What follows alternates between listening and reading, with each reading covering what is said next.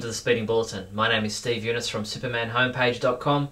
This is all the Superman news that happened during the week, September 24th to September 30th, 2010.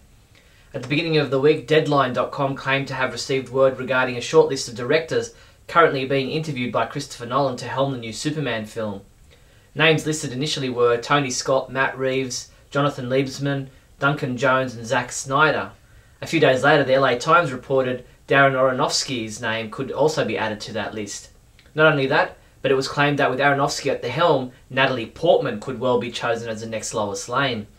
To round off the week, Deadline.com added another name to the list, Robert Zemeckis. Just who will be chosen remains to be seen. We'll keep you posted.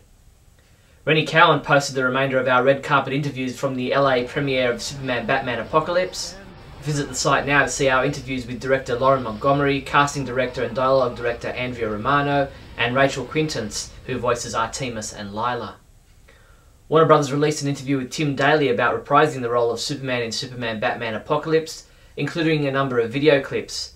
They also released a similar interview and video clips with Summer Glau, who voiced the role of Kara Zor-El in this new animated film. With this week's release of Superman Batman Apocalypse on DVD and Blu-ray disc, our own Jeffrey Taylor wrote an exclusive article on just how the animated movie compares to the original comic book source material. Come by the site now to check it out. With the premiere of the 10th and final season of Smallville this past week, there was a ton of Smallville interviews posted all over the net. Executive producers Brian Peterson and Kelly Souders were interviewed by theflickcast.com, E-Online and Newsarama. Peterson revealed that mid-season there is a pretty big game changer that throws everything up in the air. They also told Fancast.com there will be epic romance for Lois and Clark in the October 15th episode. On ZapToIt.com, Cassidy Freeman called for Michael Rosenbaum to reprise his role as Lex Luthor at some point during this final season. The Superman homepage Smallville episode guide has been updated by new writer Jim Bennett to include his summary of the Season 10 premiere episode Lazarus. While Douglas Trumbull and Julian Finn returned again this season to post their reviews for the same episode, Doug gave it a 5 out of 5, while Julian gave it a pass mark. The CW released the official spoiler-filled description for Homecoming, the 4th episode of Season 10 of Smallville, which is also the show's 200th episode. In this episode, Lois, in an attempt to cheer up Clark, convinces him to attend their 5-year high school reunion. Brainiac 5.0 uses his Legion ring to visit from the future and takes Clark through his past, present and future. Homecoming will air on Friday, October 15th. Speaking of the 200th episode, the CW held a party for the cast and crew of Smallville to celebrate this milestone. KryptonSite.com interviewed Erica Durant on the red carpet. In regards to Terry Hatcher being cast as Lois Lane's mother, she said, "I burst into tears in the middle of a very comedic scene. I'm just so grateful that she's willing to be a part of it." They also managed to grab a few minutes with Tom Welling, who said this about the final episode of the series: "We want to make it great for the fans and really end on a high note." KTLA.com posted 4 red carpet video interviews, one with David Nutter, who directed the pilot episode of Smallville 10 years ago, another with WB-TV President Peter Roth, a third with Alison Mack, and the fourth with Lindsay Hartley. Before all of that, however, S.H.I.E.L.D., the 2nd episode of Season 10 of Smallville, airs tonight, Friday, October 1st. After Lois departs for Egypt, the Daily Planet hires a new reporter by the name of Cat Grant to take her place. Carter Hall turns up in Egypt to keep an eye on Lois, and he tells Lois about his wife Shaira. Look for our episode summary and reviews in the days following this episode. TVGuide.com and TheTrades.com interviewed Kerry Lynn Pratt about her role as Cat Grant, and she revealed that Cat Grant, who appeared in Season 6, is not the same character as this Cat Grant, so there's no tie-in from that Cat Grant with a K to this Cat Grant with a C. The CW also released a gallery of images from Supergirl, the 3rd episode of Season 10, which is scheduled to air on Friday, October 8th. In this episode, a powerful dark force threatens Smallville, prompting Jor-El to send Kara, aka Supergirl, to town as backup for Clark. The CW posted a video clip with Cassidy Freeman taking us on a behind-the-scenes tour of the sets on Smallville. We join Cassidy as she takes us through the street of Metropolis and into the Luthor mansion. Selected stars and producers from the upcoming Young Justice animated series will be on hand for a panel session, media appearances and autograph signing at New York Comic Con on Saturday, October 9th. Superman homepage reviewer James Lance continues reviewing episodes from the 1950s Adventures of Superman TV series. Check out his review of the Season 3 episode Superman Week, in which a crook makes Jimmy tell him what happened to the kryptonite from the defeat of Superman, while Clark must interview Superman on TV. In comic book news, comicbookresources.com caught up with Paul Cornell to talk to him about his work writing Action Comics, and specifically asked him about this week's issue 893 involving Gorilla Grodd, next month's 894 where Lex meets Death, and this year's Action Comics annual involving Darkseid. Robert Harris was named Editor-in-Chief at DC Comics this week. Harris will oversee editorial for DC Comics, DC Universe, Mad Magazine and Vertigo, and will be based in New York City. Harris becomes the company's first Editor-in-Chief in nearly 10 years since the position was held by Janet Kahn from 1981 to 2002. The 68th episode of the From Crisis to Crisis podcast is now online. Mike and Jeff check out the beginning of the comic book year 1991, which marked the beginning of the triangle numbering era.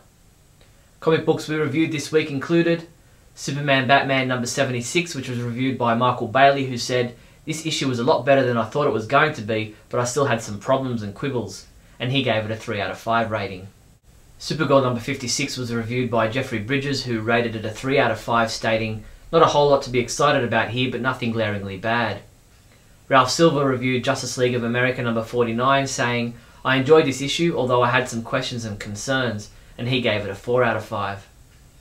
Superman comics and other products shipping this week from September 29th include Action Comics 893, Teen Titans number 87, Time Masters Vanishing Point number 3, Showcase presents Legion of Superheroes Volume 4 trade paperback, and Superman Batman Apocalypse DVD Supergirl maquette. Episode 69 of Radio KAL, the monthly podcast of the Superman homepage, is now available to listen to. Neil and I discuss the Smallville Season 10 premiere, Terry Hatcher as Lois Lane's mother, Superman movie director rumours, Superman Batman Apocalypse, Chloe Sullivan's comic book debut, comic book delays, and much more. Be sure to also check out Last Son of Krypton Chapter 69 and Lost Daughter of Krypton Chapter 41 audio dramas from pendantaudio.com. Sony Online Entertainment released a whole gallery of new Lex Luthor images from DC Universe Online, the upcoming MMORPG. Fans can also catch DCUO at the New York Comic Con, where there will be a Creating the Next Legend panel discussion held on October 9th. That's all the Superman news there was for the week September 24th to September 30th. I'm Steve Younis from SupermanHomepage.com.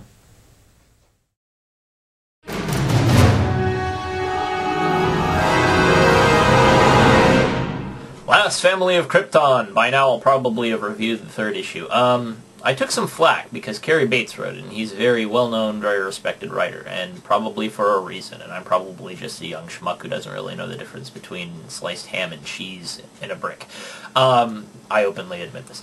The thing is, though, like, before I knew it was Cary Bates, which was, i.e., after I read the book for the first time, just out of the blue, and found all the writing flaws that I found stood up, and then I looked up who wrote it, and it was Cary Bates, and I felt really bad for having to spike the review to a degree, because it was an issue that I didn't very much enjoy. Last Family of Krypton seems to be suffering from the same thing that a story that is notably the story that I've absolutely hated the most over the years from Superman. The scene from the Kurt Busiek run where basically they have a picnic. You know, like the Superman family gets all together and has a wonderful little picnic in, Kryptonian setting. The reason why it was so frustrating is because there comes a point when something is pure fan service, where there's no conflict at all, and you're supposed to be having a good time simply because, look, it's Superman and X. Like in this case, it's, Superman with his family. And everything is pretty much the same, except for a lot of the things that make Superman compelling are slowly removed. Lex Luthor is not crazy, Jor-El is kind of evil, Lara is a new agey kind of gal, Doomsday is not a giant monster who can pummel you to death with his bony protrusions. It's a relatively tame cult, and there's no major conflict. And if comics are to appeal to adults, and that seems to be the prime demographic, you can't have a scene where a character is blowing up, say, a fire hydrant, and then the cops turn and go, "My, he just blew up that fire hydrant," without it feeling like it's something from 1970. And that you have to come down on, as hard as it is as a reviewer. And as much as people will flip you crap for it, blaming you when you didn't write the story. I don't know.